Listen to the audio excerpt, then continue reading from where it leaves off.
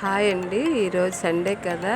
గులిబిందల చేపల పులుసు ఎలా తయారు చేయాలో తెలుసుకుందాము. ఇప్పుడు స్టవ్ వెలిగించుకొని బాలని పెట్టుకున్నాను. ఇందులో తగినంత ఆయిల్ వేసుకున్నానండి.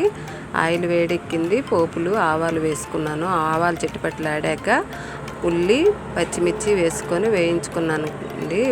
బ్రౌన్ కలర్ వచ్చింది, వేయించుకున్నాను.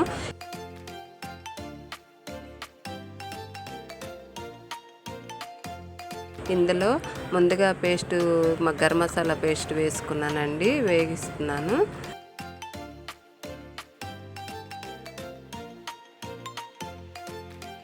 వేగాక ఇందులోని పసుపు, కారం, సాల్ట్ వేసి వేయిస్తున్నానండి.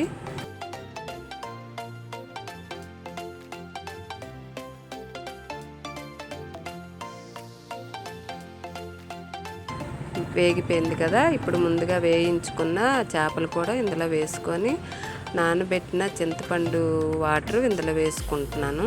వేసుకొని మూత పెట్టేసుకుంటామండి కొంతసేపు.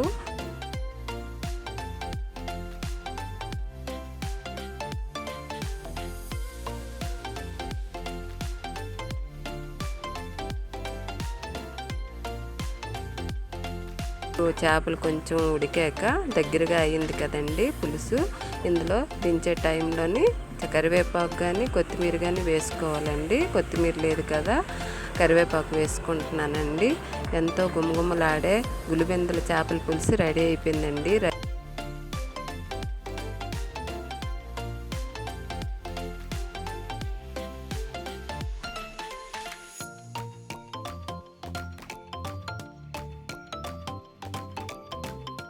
రైస్లో వేసుకొని గులిబిందల పులుసు వేసుకొని తింటున్నాను. చాలా బాగుందండి, చాలా బాగుంది. మీరు కూడా ట్రై చేయండి.